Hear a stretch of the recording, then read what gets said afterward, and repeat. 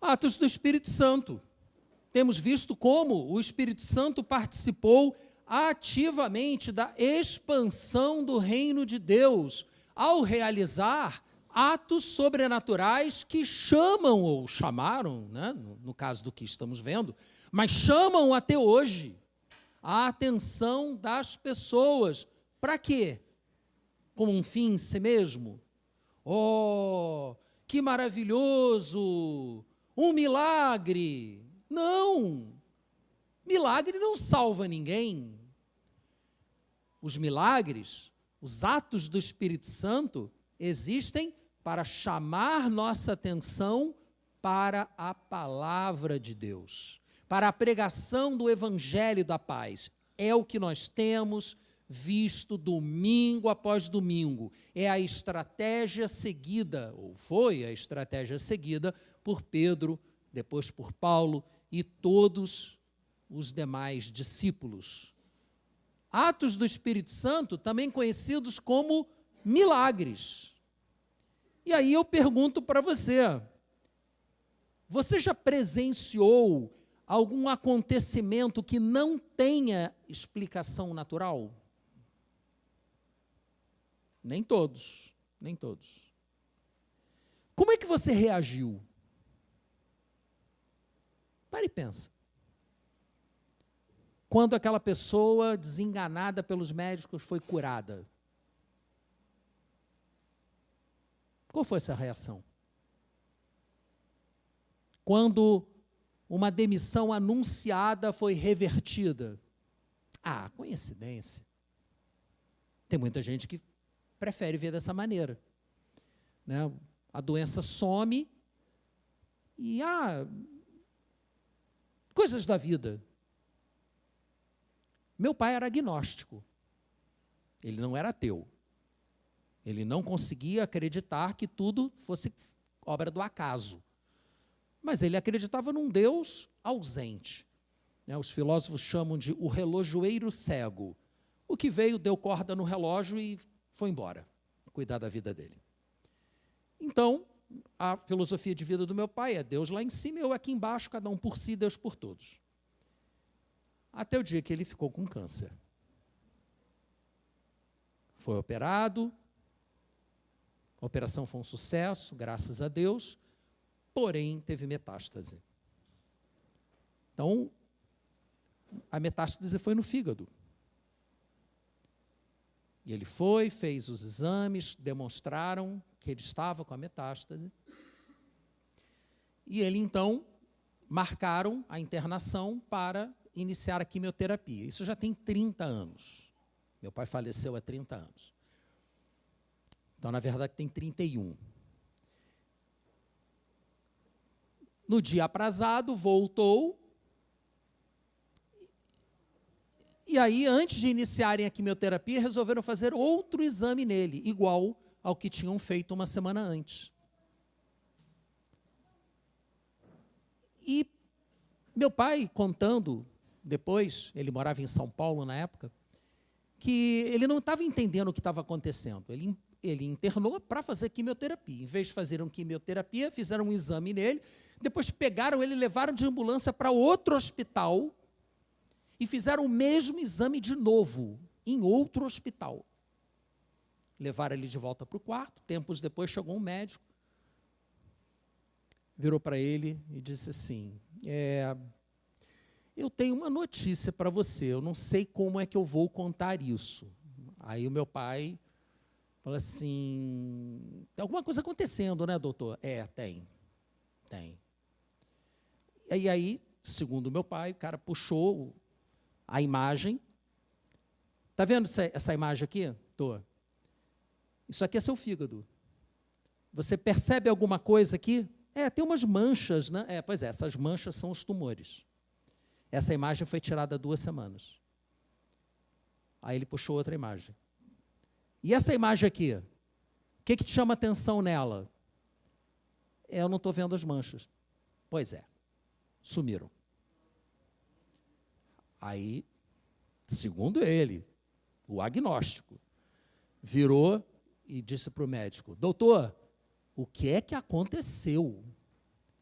E o médico disse, não sei, não tem explicação médica para o que aconteceu com você. É impossível que esses tumores desapareçam em 2 semanas. Isso é impossível. Aí o meu pai se lembrou que eu disse para ele que nós estaríamos clamando ao Senhor pela vida dele na igreja. E ele disse isso para o médico. Poxa, doutor, o pessoal lá da igreja do meu filho está rezando por mim. E aí o médico virou para ele e falou assim, então vai lá e agradece, porque o que aconteceu com você foi um milagre. E ele veio, depois de São Paulo para o Rio, eles, né, junto com a minha mãe, que está ali, e ele chegou, foi ao púlpito da igreja, não era essa, era outra igreja, e disse, eu estou aqui, contou essa historinha toda, publicamente, e disse que estava ali para agradecer a todos, porque graças às orações deles, nossas, o Senhor o havia curado. Ele não disse que as suas orações me curaram. Ele disse, as suas orações fizeram Deus, o Senhor, me curar. Então, a metástase voltou 1 ano depois, e aí foi rápido, muito rápido. Gente, eu vi outros milagres. Mas esse é o mais significativo da minha vida. Qual a minha resposta? Louvar ao Senhor, chegar para o meu pai e falar, e aí, entregou a tua vida para esse que te curou? É, né? Tem, né? É, né? É isso. Quando você perceber que Deus está agindo na sua vida, dê testemunho disso. Conte para as pessoas o que Deus está fazendo. Se a pessoa não acreditar em você, o problema não é seu, é problema da pessoa. Não cabe a você convencer a pessoa do que você está falando. Não tenha vergonha de anunciar as maravilhas do Senhor. E o livro de Atos está cheio de milagres. Já citamos vários aqui, mas a ênfase de hoje será no próprio milagre, nos milagres em si, porque eles nos trazem algumas lições importantes que vêm perpassando a narrativa, mas a ênfase era outra. Agora a ênfase está nos milagres, porque há lições, como tudo na Bíblia, há lições que precisamos aprender e praticar. A Bíblia não é um livro teórico, não é para você encher a sua mente de informação. A Bíblia, ela é um manual prático do que é que você tem que fazer para que a sua vida seja transformada. E se não está sendo transformada, é porque você precisa se esforçar um pouquinho mais, pedindo ajuda ao Senhor para isso, obviamente. No domingo passado, acompanhamos a 2ª viagem missionária de Paulo, que terminou numa rápida passagem pela cidade de Éfeso. Nem chegamos a comentar isso. Pela manhã, isso foi comentado, tá? Mas na noite eu não comentei sobre essa passagem em Éfeso, que foi no finalzinho da 2ª viagem missionária. Está em Atos 18, versículos 20 a 21. Pedindo eles, os efésios, que ficasse mais tempo, Paulo, obviamente, ele não cedeu, mas, ao partir, prometeu, voltarei se for da vontade de Deus. Então, embarcando, partiu de Éfeso. Então, isso aqui só mostrando, fazendo a ligação com o que vimos no domingo passado.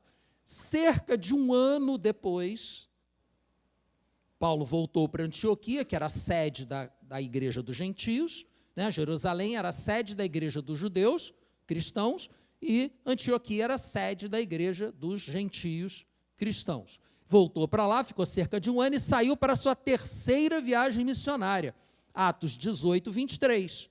Depois de passar algum tempo em Antioquia, Paulo partiu dali e viajou por toda a região da Galácia e da Frígia, onde ficavam aquelas 3 cidades que vimos no domingo passado, Icônio, Listra, Derbe, onde Paulo fez discípulos, Timóteo, e mais adiante em Troade, Lucas.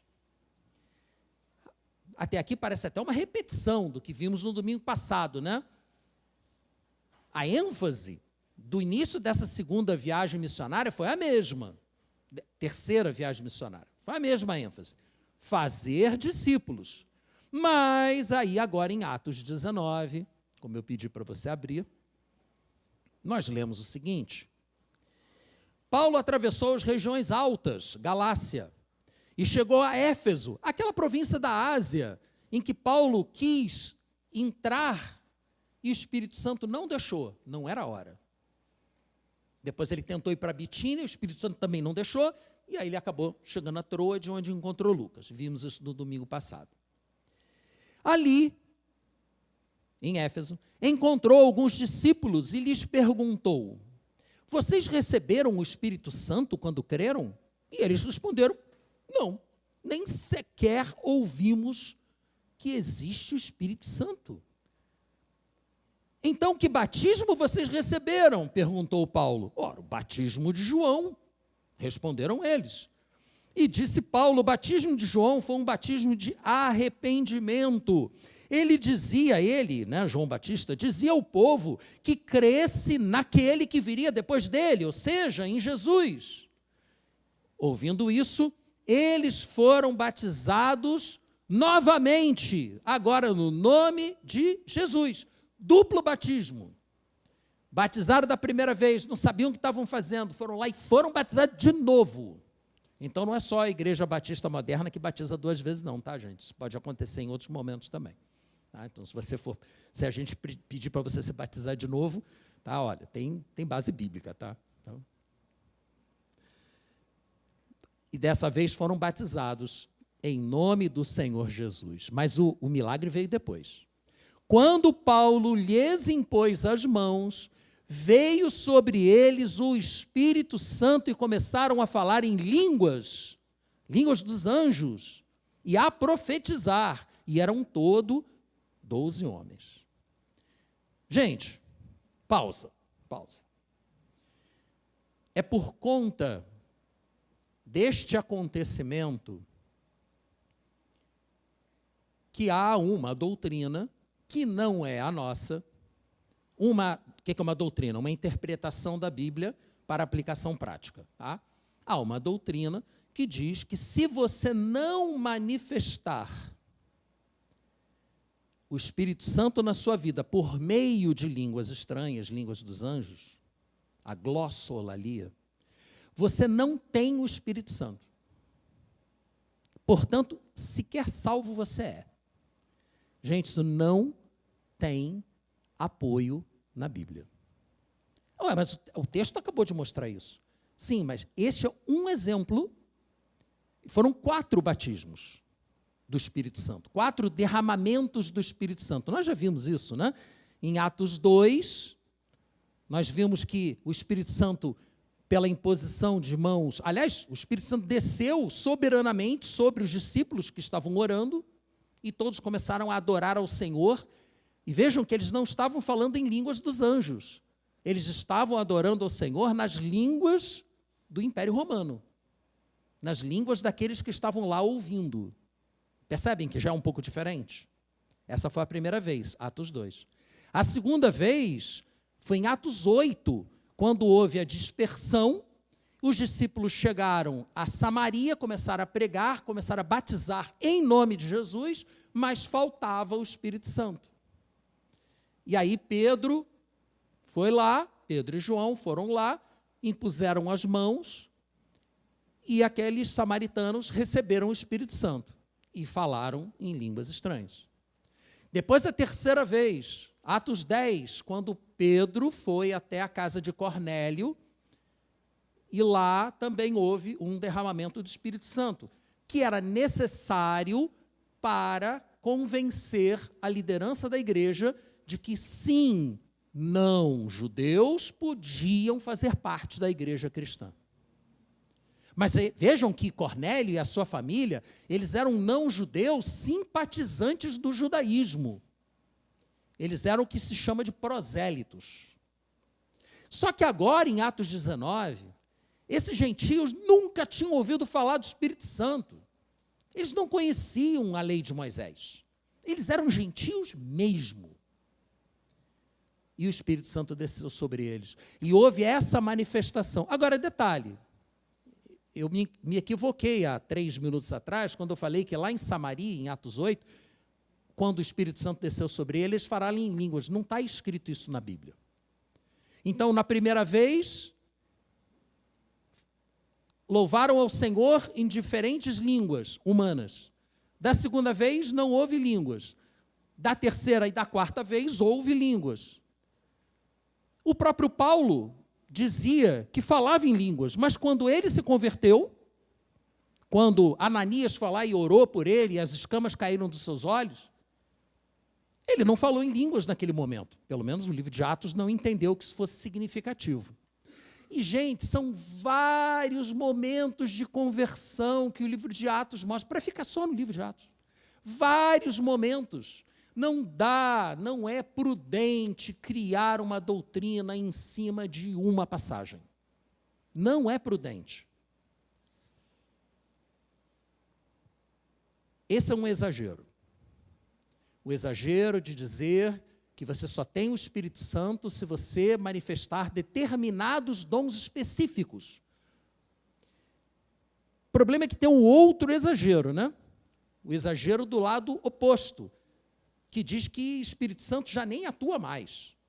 Cessacionismo. Acabou. Isso foi no tempo dos apóstolos. Esquece. Agora é só palavra. Nenhum dos dois exageros extremos é equilibrado. Gente, sem o Espírito Santo, ninguém se converte. Isso que eu estou falando para vocês agora é muito sério. Muito, muito, muito sério. Este é o grande ensinamento que essa passagem traz para nós. Aqueles homens, eles não tinham sido batizados em nome de Jesus. Aqueles homens não tinham o Espírito Santo. Aqueles homens sequer conheciam o Espírito Santo. Eles eram discípulos, mas há consenso entre os comentaristas bíblicos de que provavelmente aqueles homens sequer convertidos fossem. Eles eram simpatizantes do Evangelho, ouviram falar de Jesus de uma forma limitada, porque foi Apolo que pregou para eles, isso a gente vê um pouco antes no texto, eu não li. Apolo é que chegou lá falando do nome de Jesus, mas ele não conhecia o batismo no Espírito Santo. Ele não sabia. Sem o Espírito Santo, ninguém se torna cristão, no sentido espiritual do termo, imitador de Cristo. Não tem como você ser imitador de Cristo sem o Espírito Santo. Eu vou ler alguns versículos para vocês para sustentar essa minha argumentação. Vejam que são vários, né? Não é um só, não. João 3,5.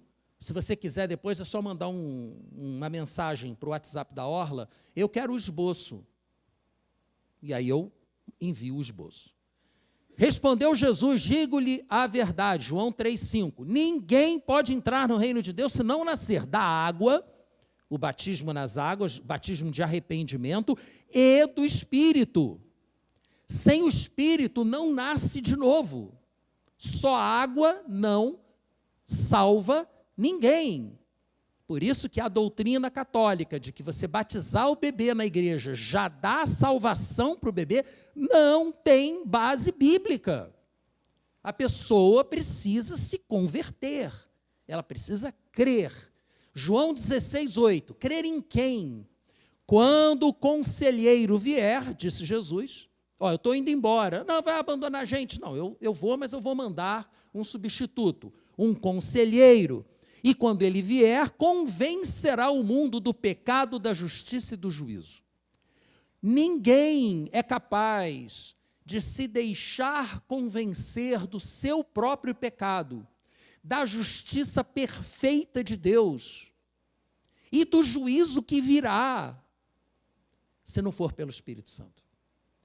Porque, meus irmãos, nós estamos mortos. Mortos em nossas transgressões, até o momento em que nascemos de novo. Isso é Paulo quem diz, está lá em Efésios, capítulo 2, versículos 1 a 2. Vocês estavam mortos em suas transgressões e pecados, nos quais costumavam viver, quando seguiam a presente ordem deste mundo e o príncipe do poder do ar, o espírito que agora está atuando nos que vivem na desobediência. Mas aí no versículo 4 e 5, aqui de Efésios 2, ele diz: todavia, Deus, que é rico em misericórdia, aleluia, pelo grande amor com que nos amou, deu-nos vida. Estávamos mortos em nossos delitos e pecados, mas Deus, porque nos amou, nos deu vida juntamente com Cristo. Quando ainda estávamos mortos em nossas transgressões. Se não for pela graça de Deus, batendo na porta do nosso coração, nós nunca vamos conseguir compreender o quão perdidos nós estamos. Sem o Espírito Santo é impossível crer. E foi essa discussão aqui com uma irmã muito querida lá da minha antiga igreja, que acreditava que tinha que falar em língua, senão não era convertido. E, gente, eu nem tinha feito seminário batista ainda. Mas, conversando com ela, ela sustentando aquela posição, e eu virei para ela, essa passagem veio à minha mente, e eu argumentei exatamente isso que eu acabei de falar aqui agora. Depois eu fiquei pensando assim, de onde veio isso? Ninguém me ensinou isso. Eu li a palavra de Deus, mas quem me deu esse entendimento da palavra? A partir dali, a minha vida como ministro daquela igreja, que era uma igreja pentecostal, entrou em declínio. Não dava mais, porque eu não conseguia mais seguir aquela doutrina. Não conseguia mais dizer para as pessoas que elas tinham que falar em línguas, porque eu não acreditava mais nisso. Aí, como eu digo brincando para os nossos amigos reformados, né, eu fui predestinado para ser batista. Meus irmãos, sem o Espírito Santo, nada acontece segundo a vontade de Deus nas nossas vidas. Os discípulos de Éfeso não conheciam o Espírito Santo. Qual foi o foco de Paulo? Dar uma aula para eles? Explicar para eles como é que funcionava o Espírito Santo? Não. O foco de Paulo foi impor as mãos para que eles experimentassem o Espírito Santo. Ao final, aqui, nós vamos orar para que a presença do Espírito Santo na sua vida se torne sensível, mais sensível. Para que você receba do Senhor uma orientação, um direcionamento para buscá-lo mais e mais. Porque a palavra de Deus diz que é o Senhor quem opera em nós, tanto o querer quanto o realizar. Por isso nós vamos clamar para que Ele nos faça querer. E assim, ao buscarmos, receberemos. E talvez até você fale em línguas. Eu também falo. Paulo disse que falava. Está lá em 1 Coríntios, capítulo 14. Eu não posso repetir o que ele disse, porque não é o meu caso. Mas ele disse, falar em línguas, eu falo mais do que qualquer um aqui. Mas eu falo na minha casa, sozinho no meu quarto, porque falar em línguas edifica a si mesmo. Quem fala em línguas edifica a si mesmo. Diante da congregação, tem que profetizar. Quer dizer que eu tenho que sair aqui com uma adivinhação do futuro? Não. Paulo explica o que é profetizar. Não é adivinhar o futuro. Isso é outro dom, isso é palavra de conhecimento, que ele fala lá em 1 Coríntios 12. Profetizar é exortar, atenção, cuidado, exortar, chamar a atenção da pessoa. Edificar, é assim que se faz. e consolar. Está lá no texto. Eu não tenho que inventar nada. O texto é claro. É isso que eu tenho que fazer. É isso que você tem que fazer. Quer buscar o dom de línguas? Busque. Busque sim. Vai te edificar muito. É emocionante. É muito emocionante. Mas Deus quer de você algo mais do que isso. Mais do que apenas falar em línguas. Ele quer que você manifeste dons que edifiquem o corpo e não apenas a si mesmo. E há vários, né? Há vários. Então, esse milagre, esse primeiro milagre, alvo aqui da nossa análise, ele nos chama a atenção para a necessidade do Espírito Santo, buscar o Espírito Santo, expressar o Espírito Santo. Mas aí a gente vai para o segundo milagre. E o segundo milagre, ele acontece em Atos 19, de 11 a 17. Deus fazia milagres extraordinários por meio de Paulo, de modo que até lenços e aventais que Paulo usava eram levados e colocados sobre os enfermos. Estes eram curados de suas doenças e os espíritos malignos saíam deles. Alguns judeus que andavam expulsando espíritos malignos tentaram invocar o nome do Senhor Jesus sobre os endemoninhados, dizendo, em nome de Jesus, a quem Paulo prega. Muita intimidade, né? Eu lhes ordeno que saiam.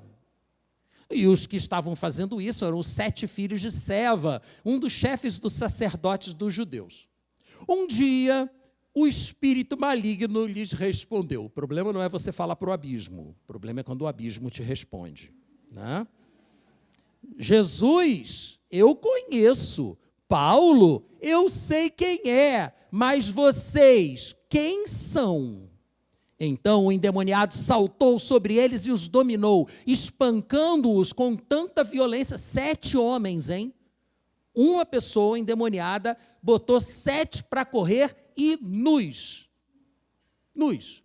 É até difícil imaginar uma cena como essa. Primeiro, mas como assim? O cara vai tentar fazer um exorcismo em nome de Jesus que ele não acredita? O Jesus a quem Paulo prega. Quem assistiu The Chosen aí? Um bom número, né?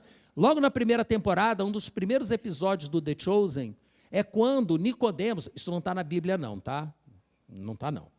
Mas é legalzinho, gostei, bacana. Nicodemos é chamado, era um principal, um sacerdote, ele é chamado para ajudar Maria Madalena. Que a Bíblia também não diz que era prostituta e etc. Diz que tinha sido libertada de 7 demônios, isso diz. Mas não diz que Nicodemos tentou chegar lá primeiro e ela botou ele para correr.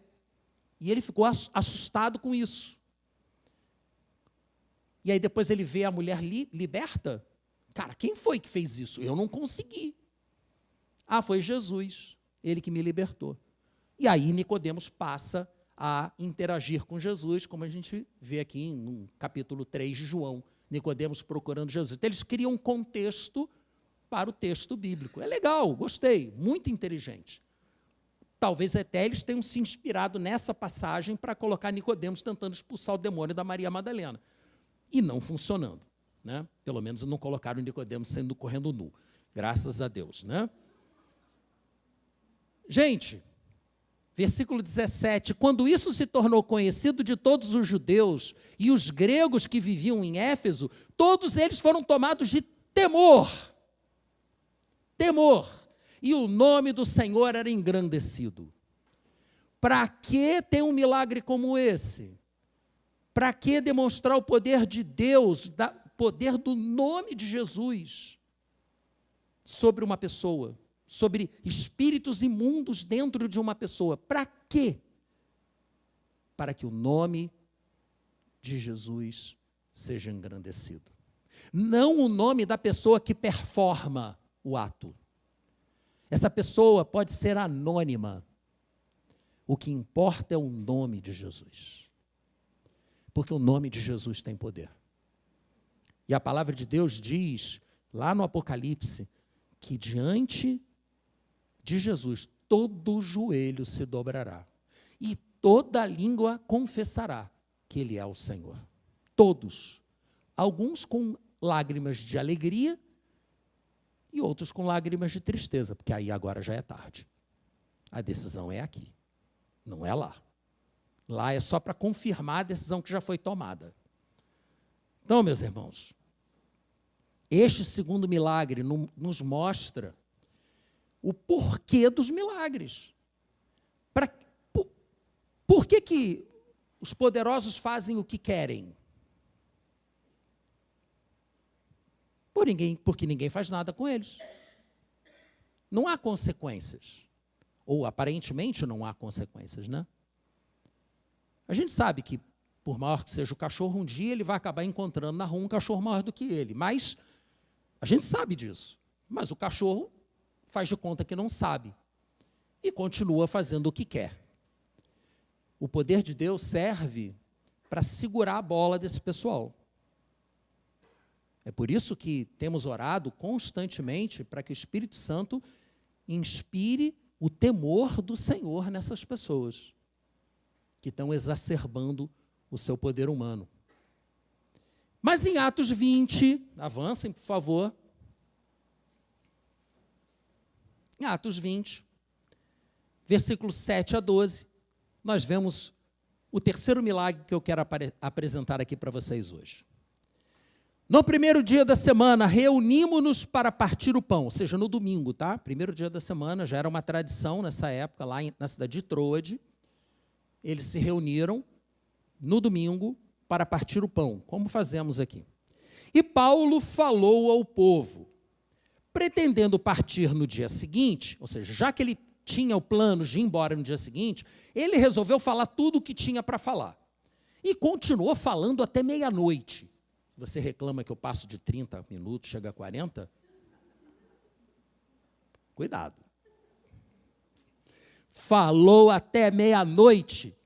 Havia muitas candeias no piso superior onde estávamos reunidos. Ó, Lucas aqui se incluindo na patota, como já vimos em outros momentos.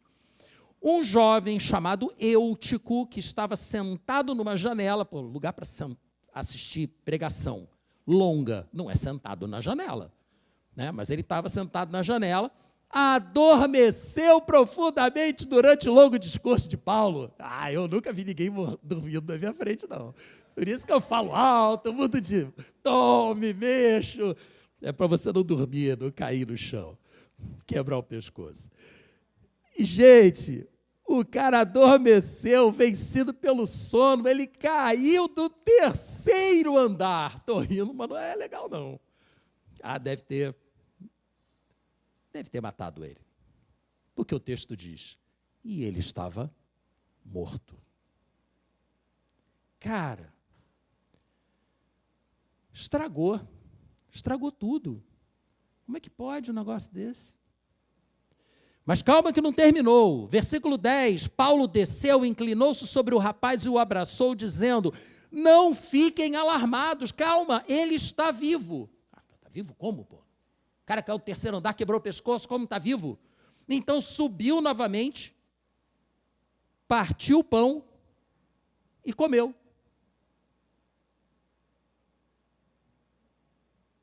Cadê o cara? O texto não fala. Ele apenas chegou, abraçou o cara e disse, está vivo. E subiu. O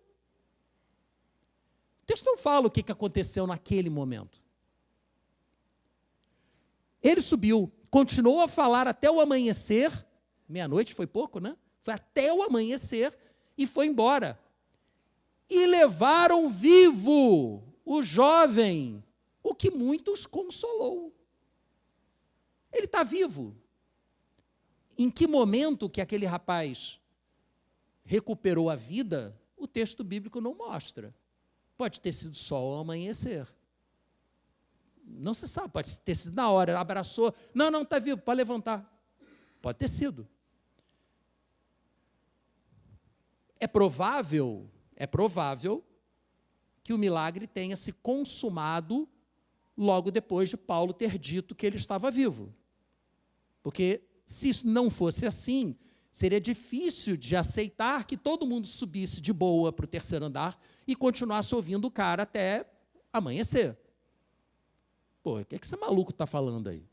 O cara está morto lá embaixo, pô. Né? Para e pensa comigo. Provavelmente, o rapaz levantou e subiu com eles. Gente, isso é fantástico. Isso é inacreditável. Mas havia várias testemunhas. Da mesma forma que havia várias testemunhas quando Jesus mandou Lázaro sair de dentro do túmulo, depois de 4 dias morto, já em decomposição, já cheirando mal. Havia várias testemunhas que estavam lá junto com as irmãs de Lázaro, que ajudaram a depositar Lázaro na sua sepultura e que depois tiveram que ajudar a rolar a pedra de volta para que Lázaro pudesse sair. Então, não é a primeira vez que esse tipo de coisa acontece. Na verdade, nós temos Elias ressuscitando pessoas, temos Eliseu ressuscitando pessoas. Jesus, além de Lázaro, ressuscitou a filha de Jairo, aquele principal da sinagoga, e o filho da viúva de Naim. Estava de passagem, a viúva veio falar, não, pode voltar para casa, teu filho está vivo. Tranquilão. E não foi a primeira vez que isso aconteceu. Mas o que nos chama a atenção desse milagre? O que aquelas pessoas fizeram? O foco delas passou a ser o milagre? Não, elas voltaram e ficaram ouvindo a palavra até de madrugada, até amanhecer. O foco daquelas pessoas estava na palavra e não no milagre. Porque o milagre chama a nossa atenção, mas o que nos transforma é a palavra. A ação do Espírito Santo por meio da palavra. Por isso é que eu pergunto de novo, a mesma pergunta que eu fiz no início. Qual a sua reação quando você vir um milagre? Você vai atrás do milagre? Vai atrás do performador do milagre? Que isso acontece muito, tá, gente? Muitas igrejas que tem lá aquela pessoa ungida, que tem palavra de conhecimento, tem revelação, e a igreja gira em torno da manifestação daquele dom. E as pessoas não aprendem a palavra. E muitas dessas igrejas acabam se transformando em seitas pseudo-cristãs. Porque o foco ali é no ministro. É no performador do milagre. E não no poder que leva ao milagre, que é o poder de Jesus. Tudo tem que ser feito em nome de Jesus e para a glória de Jesus. Essa é a lição do terceiro milagre. Sim, é verdade. Quando você vê um milagre, você é consolado. Não há dúvida disso. Mas o nosso foco tem que ser na adoração ao Senhor. Por isso que eu fiquei tão feliz com a forma como meu pai deu o testemunho dele. Porque o milagre serviu para que ele reconhecesse que Jesus é o Senhor. E é para isso que o milagre serve. Para nos convencer do que você ouviu, de que a palavra que você ouviu é verdadeira. Porque eu já vinha pregando a palavra para meu pai há muito tempo. Muito tempo. De vez em quando ele me dava um passa fora. Pô, para, cara, está sendo chato. Ah, desculpe, foi mal. Gente, no dia seguinte, Paulo retornou à jornada porque ele estava convicto, não é o foco do nosso na nossa mensagem, mas é interessante saber, Paulo estava convicto de que ele tinha que ir para Jerusalém. O Espírito Santo tinha dito para ele, você vai para Jerusalém, e de Jerusalém você vai para Roma. E Paulo, ok, eu vou. Vou para Jerusalém, e de Jerusalém eu vou para Roma. Não sei como, mas vai. Ele foi preso.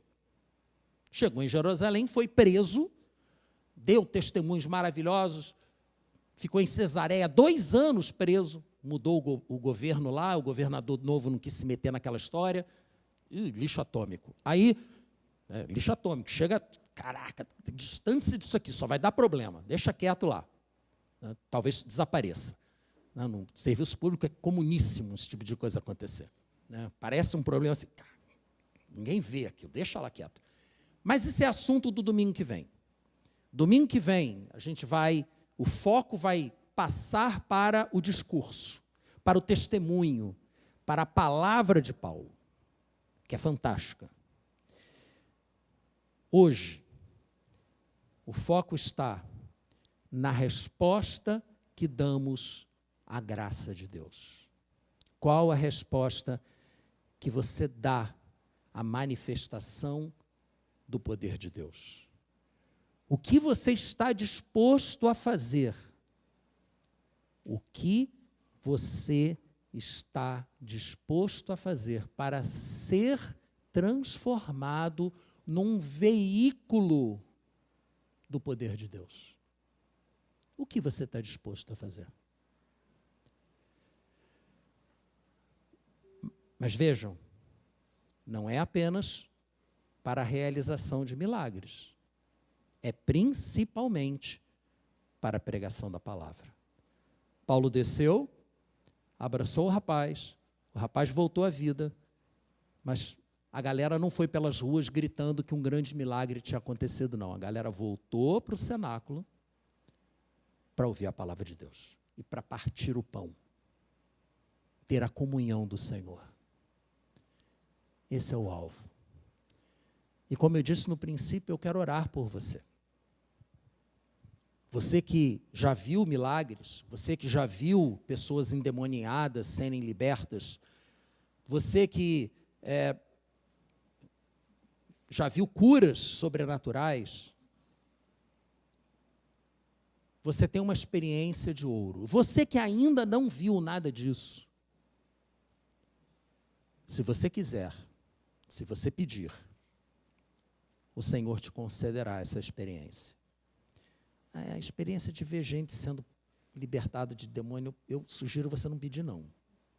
É muito barra pesada. Muito barra pesada. Fica para uma outra hora. Mas é uma manifestação do poder de Deus. Quando isso aconteceu lá numa social, lá com a minha filha, depois do evento, depois que levaram a menina embora, que caiu lá por... Enfim, é uma história longa, não vou entrar nela. Mas o fato é que eu juntei aquela galerinha toda ali, estava inchando a cara. Falei assim, vocês viram o que aconteceu agora? Vocês viram o que aconteceu? Isso é a manifestação de um poder demoníaco. Qual vai ser a resposta de vocês a isso? Vocês vão buscar Deus? Porque foi realmente muito assustador. Não precisa pedir isso, não. Mas peça ao Senhor que Ele manifeste o seu poder, o poder dEle, na sua vida. Feche seus olhos, curva a sua cabeça.